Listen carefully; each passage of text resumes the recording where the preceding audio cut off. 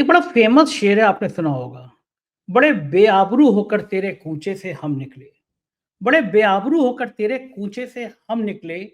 बहुत निकले मेरे अरमान, फिर भी कम निकले। अभी कूचे से निकले नहीं है चंद्रचूड़ साहब, लेकिन आज कुछ बातें आपसे। क्या इस देश ने कभी ऐसा भी दिन देखा था कि सुप्रीम कोर्ट का चीफ जस्टिस रहा एक शख्स, जिस जब उसने शपथ ली थी तो उसके लोग दीवाने थे देश में। चंद्रचूड़ उन चंद सुप्रीम कोर्ट के जस्टिस, चीफ जस्टिस में से थे, एक थे जिसके लेके पूरी देश ने उम्मीद जताई थी कि यार ये शख्स आएगा ना तो कानून का राज हो। कुछ फैसले होते भी थे ऐसे, फैसले ना हो तो कम से कम उनकी बातें तो होती ऐसी। हम जैसे लोग भी हम जैसे लोग भी दीवाने थे उनके कि यार क्या चंद्रचूड़ ऐसे तो सरकार को टाइट कर दिया। लेकिन कभी-कभी आपने वो बाबा खड़क सिंह की वाली कहानी सुनी होगी कि धोखा देके घोड़ा ले गया, तो बाबा खड़क सिंह ने कहा कि घोड़ा तो ले जाओ लेकिन बात किसी को बताना मत, वरना लोग अंधे व्यक्ति पर भी भरोसा करना छोड़ देंगे। चंद्रचूड़ साहब ने देश को ऐसे मौके पे धोखा दिया कि देश के लोग सकते में हार गए।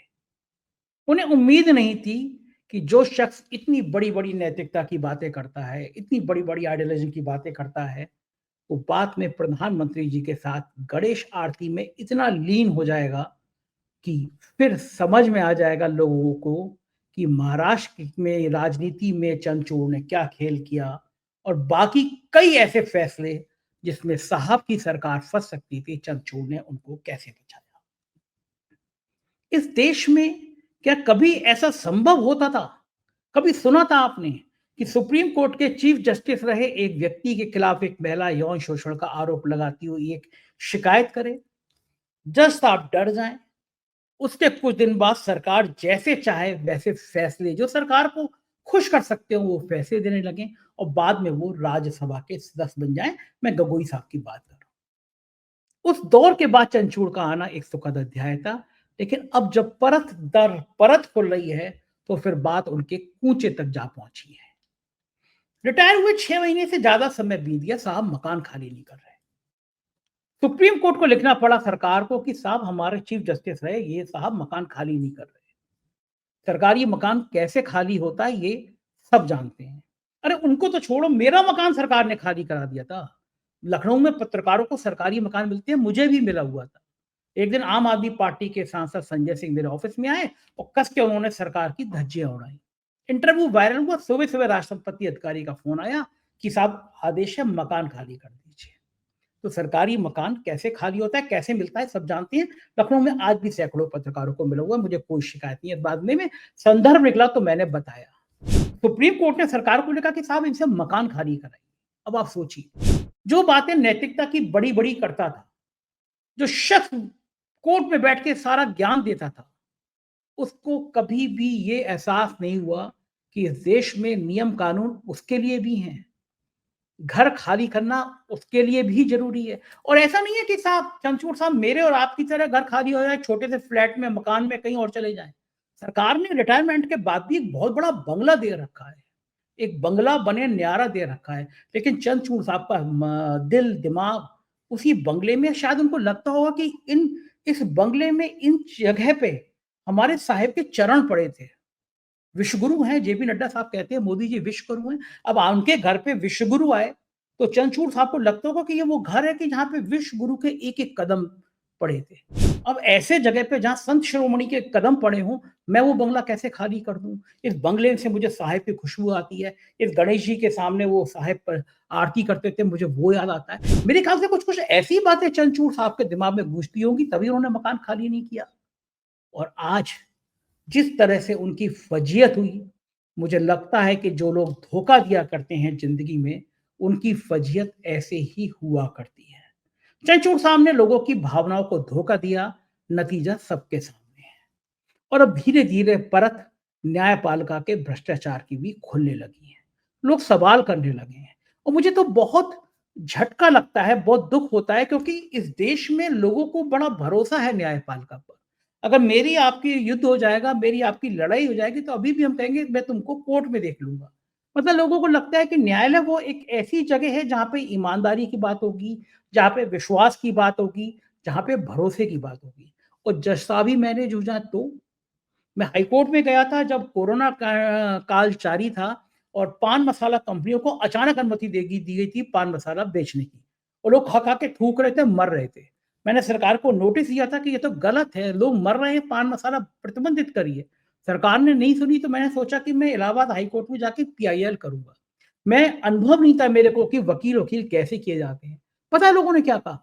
लोगों ने कहा कि जो जज की बेंच हो, ये देखो उसका कोई भतीजा, भाई, बेटा कहीं वकालत कर रहा है, उसको कर लो, उसको हायर कर लो। 50,000 रुपए ज़्यादा लेगा लेकिन उसकी बात जज साहब सुन लेंगे।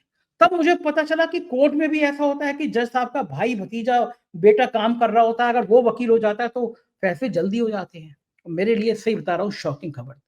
मेरी पीआईएल दाखिल हो गई पान मसाले को, नोटिस जारी हो गए, लेकिन उसके बाद कोरोना खत्म हो गया, आज का दौर आ गया न खारिज नहीं हुई, तारीख पर तारीख, अब उस तारीख में क्या बचा क्योंकि सब तो कुछ खत्म हो गया। तो लेकिन अब बात निचले स्तर तक जाने लगी है। आप सोचो, एक गरीब रहता है छोटे से आशियाना में, जाड़ों के दिनों में मैंने देखा है कि किस तरह उसका बुलडोज़र से पूरी की पूरी बस्तियाँ उजाड़ दी जाती हैं। पूरा-पूरा उनका आशियाना बुलडोज़र से खुर्द-बुर्द कर दिया जाता है। जाड़ों की रात में छोटे-छोटे बच्चे सड़क पर आ जाते हैं। कोई सुनने वाला नहीं है। अब समझ में आया कि सुनने वालों को तो लगता है कि हम तो अपने बड़े से बंगले में रहेंगे जहाँ पे विश्वगुरु आते हैं, तो हमें इन सब का दर्द क्यों हो?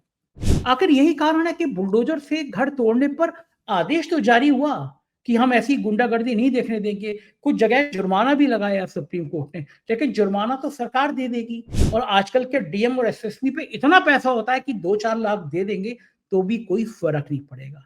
क्यों नहीं सुप्रीम कोर्ट ऐसे फैसले लेता कि जहाँ पे नियम, कायदे, कानून, अदालत सबको ताक पर लगकर अगर कोई बुलडोज़र चला रहा है, तो उस डीएम और एसएसपी की गिरफ्तारी हो, उसको सस्पेंड किया जाए। आप लिख के रख लीजिए, 2-4 डीएम एसएसपी को इस तरह की इल्लीगल कार्रवाई में आप जेल भेज दीजिए, सस्पेंड कर दीजिए, पूरे देश में एकदम कानून का शासन लागू हो जाएगा।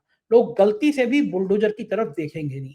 इसी तरह जो टाँग पर गोली मारने का रिवाज हुआ है जिसे हाफ एनकाउंटर कहते हैं, जो एक धर्म, समुदाय और जाति विशेष के लिए आरोप है कि उनके हाफ एनकाउंटर ज़्यादा होते हैं, कभी उनकी भी पड़ताल हो जाए।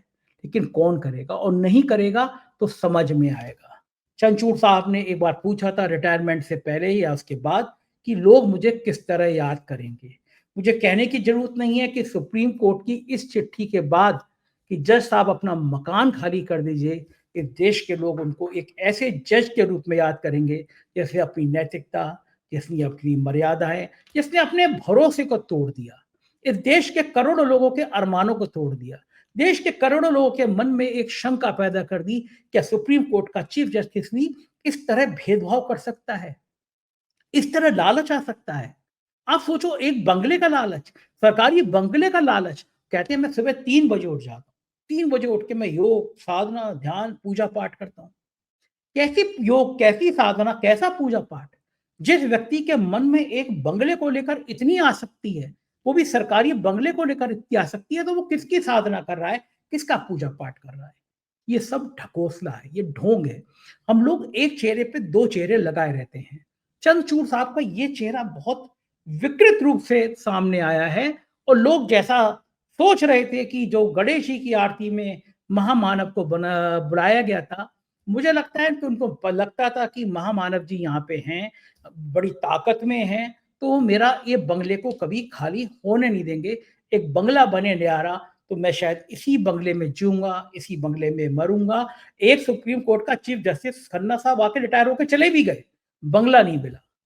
तो आप चंद्रचूड़ साहब की इस बहादुरी के लिए क्या सोचते हैं? मुझे कमेंट करेंगे तो मुझे समझ में आएगा कि इस देश की जनता चंद्रचूड़ साहब को क्या समझती है। तो मुझे कमेंट करके बताइएगा ज़रूर कि चंद्रचूड़ साहब की इस बहादुरी को आप किस तरह सलाम करेंगे, किन-किन शब्दों से नवाजेंगे? हाँ, अभद्र और अश्लील और खराब गाली-गलौज वाले कमेंट मत करिएगा। खुश हो तो, दुखी हो तो सभ्य भाषा में कमेंट करके ज़रूर बताइएगा कि आप कैसे समझते हैं इसको। मेरी बात सही लगी हो तो ये वीडियो शेयर कीजिएगा, चैनल को सब्सक्राइब और जॉइन करिएगा। शुक्रिया, थैंक यू।